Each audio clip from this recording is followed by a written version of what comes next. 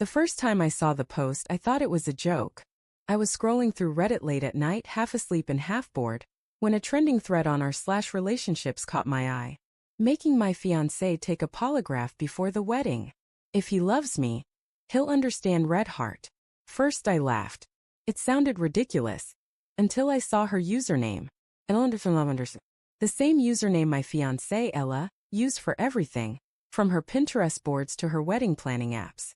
For a moment I just stared at the screen. My heart started to beat faster, a dull ache forming behind my ribs. I clicked the post. My fiancé, 28M, is amazing, but I've been cheated on before and I can't go through that again. I told him I want him to take a polygraph before the wedding, just to make sure he's been faithful. If he loves me, he'll do it. Red heart. The comments were brutal. That's controlling. If you need a lie detector, don't get married. He deserves better. Someone even wrote, imagine humiliating your fiancé like that publicly. And yet, there she was replying to them. It's not humiliating if he's innocent. I just want peace of mind. My stomach turned. The next morning I didn't confront her right away. I watched her move around the kitchen, humming softly as she made coffee, completely unaware that I had seen the most public display of distrust imaginable. I studied her, her soft brown hair tied in a messy bun, the small tattoo on her wrist, the engagement ring glinting in the sunlight. The woman I thought I knew completely suddenly felt like a stranger. Finally I said, so, when were you planning to tell me about the polygraph test? She froze mid-sip. What? I saw your Reddit post, Ella. Her eyes widened. For a second she looked like she might cry or lie. Maybe both. Then she sighed. Oh my God, Ryan, you weren't supposed to see that. It's not a big deal, okay? It's just something symbolic. Symbolic? I snapped. You want me to hook myself up to a lie detector before marrying you, and you think that's symbolic? It's not about you, she cried. It's about me. I've been hurt before, Ryan. I need to know you won't do that to me. I took a deep breath, trying to steady the anger burning in my chest. Then maybe you shouldn't marry me if you don't trust me. Her voice cracked. You don't understand. But I did. All too well. A week passed. She apologized, deleted the post, swore she didn't mean to embarrass me.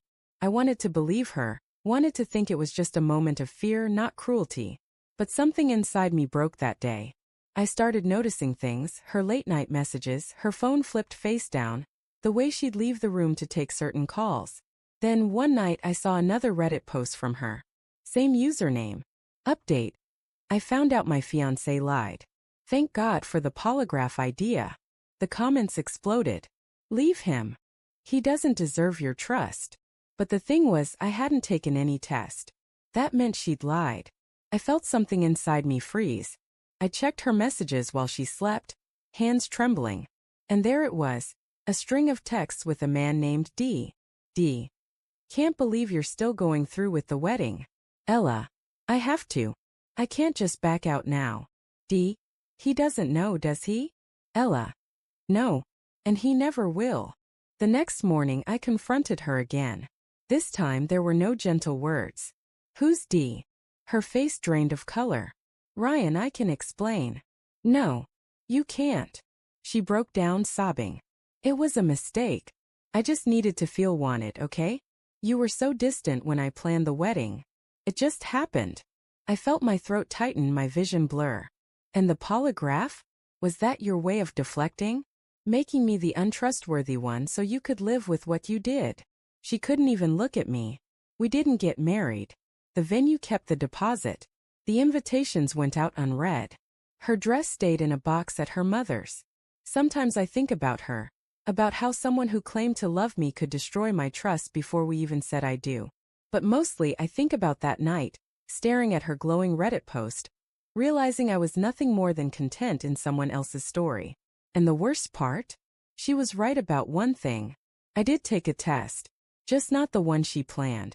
I tested how much betrayal a heart could take before it finally stopped loving.